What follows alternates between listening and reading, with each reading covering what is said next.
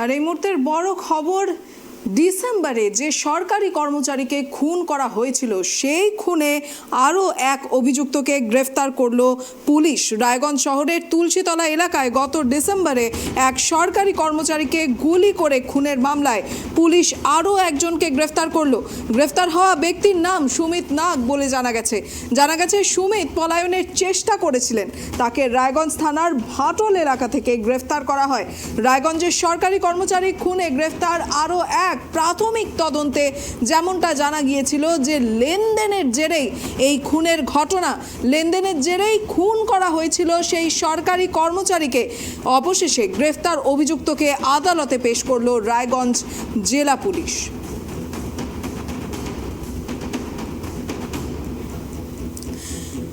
রায়গঞ্জের শহরের তুলসীতলা এলাকায় গত ডিসেম্বরে সরকারি কর্মচারীকে গুলি করে খুনের ঘটনায় পুলিশ আরও একজনকে গ্রেফতার করলো। গ্রেফতার হওয়া ব্যক্তির নাম সুমিত নাগ বলে জানা গেছে। সুমিত পলায়নের চেষ্টা করেছিলেন এবং তাকে রায়গঞ্জের থানার ভাটল এলাকা থেকে গ্রেফতার করা হয়। প্রাথমিক তদন্তে যেমনটা জানা গিয়েছিল টাকা লেনদেনের জেরেই এই খুনের ঘটনা। আপনাদেরকে মনে করিয়ে দিই, রায়গঞ্জের তুলসীতলা এলাকায় রাতে মুদি দোকান কি চায়ের দোকানে গিয়েছিলেন সেই সরকারি কর্মচারী, আর সেই মুহূর্তে ডিম কিনতে যাওয়ার সময় তাকে হঠাৎ করেই তার উপরে হামলা করে কিছু দুষ্কৃতী এবং তাকে গুলি করে খুন করা হয়। আর সেই থেকেই একজনকে 24 ঘন্টা কাটতে না কাটতেই গ্রেফতার করেছিল রায়গঞ্জ জেলা পুলিশ। আর অবশেষে আরও একজন গ্রেফতার হলো সম্প্রতি। প্রাথমিক তদন্তে টাকা লেনদেনের জেরে এই খুনের ঘটনা। রায়গঞ্জ শহরের তুলসীতলা এলাকায় গত ডিসেম্বরে এক সরকারি কর্মচারীকে গুলি করে খুনের মামলায় পুলিশ অবশেষে আরও একজনকে গ্রেফতার করলো। এ বিষয়ে আমরা বিস্তারিত জানবো আমাদের প্রতিনিধি বিক্রমের কাছ থেকে। বিক্রম, এই গোটা ঘটনার বিষয়ে আবারও বিস্তারিত জানবো। গ্রেফতার অভিযুক্তকে আদালতে পেশ করলো রায়গঞ্জ জেলা পুলিশ। রায়গঞ্জের তুলসীতলা এলাকায় গত ডিসেম্বরে এক সরকারি কর্মচারীকে গুলি করে খুনের মামলা। অবশেষে আরও একজন অভিযুক্তকে গ্রেফতার করলো রায়গঞ্জ জেলা পুলিশ। মূলত রায়গঞ্জ থানার ভাটল এলাকা থেকে সেই অভিযুক্তকে গ্রেফতার করা হয়। অভিযুক্তের নাম সুমিত নাগ বলে জানা গেছে। গত ডিসেম্বর মাসের তুলসীতলায় ডিম কিনতে যাওয়ার সময় সেই সরকারি কর্মচারীর ওপর হামলা করা হয়। তাকে গুলি করে কিছু দুষ্কৃতী এবং তাতেই তার মৃত্যু হয় বলে জানা গেছে। যদিও সেই মুহূর্তে 24 ঘন্টা কাটতে না কাটতেই এক অভিযুক্তকে গ্রেফতার করেছিল রায়গঞ্জ জেলা পুলিশ। আর অবশেষে আজ আরও এক অভিযুক্ত গ্রেফতার হলো। এই বিষয়ে আমরা বিস্তারিত জানবো আমাদের প্রতিনিধি বিক্রমের কাছ থেকে। বিক্রম, এই সম্পূর্ণ ঘটনার বিষয়ে এই আজ পর্যন্ত আরও একবার বিস্তারিত জানবো তোমার কাছ থেকে। দেখো, প্রথমে বলে রাখি যে 13ই ডিসেম্বর রাতে কিন্তু তাকে এলোপাথারি গুলি করে একাধিক গুলি চালায় এবং ওখানেই কিন্তু সে লুটে পড়ে মারা যায়। এবং যেটা জানা যাচ্ছে যে টাকা সংক্রান্ত ব্যাপার নিয়ে কিন্তু এই গুলি চলেছে বলে অভিযোগ।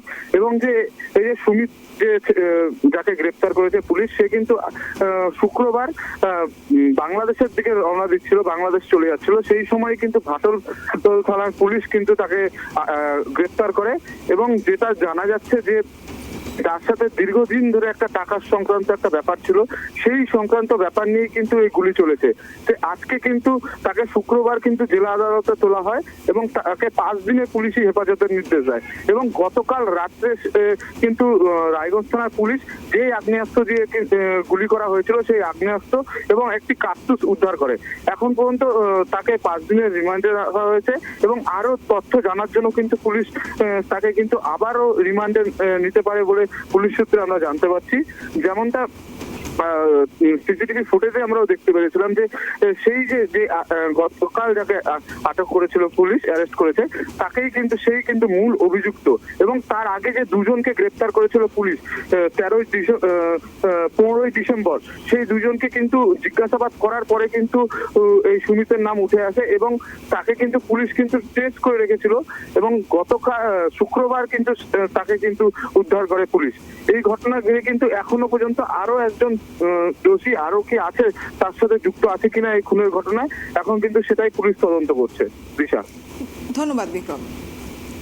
আর এদিকে রায়গঞ্জের তুলসীতলায় খুনের ঘটনা, সরকারি কর্মচারীকে এলোপাথারিভাবে গুলি করে খুন করা হয়।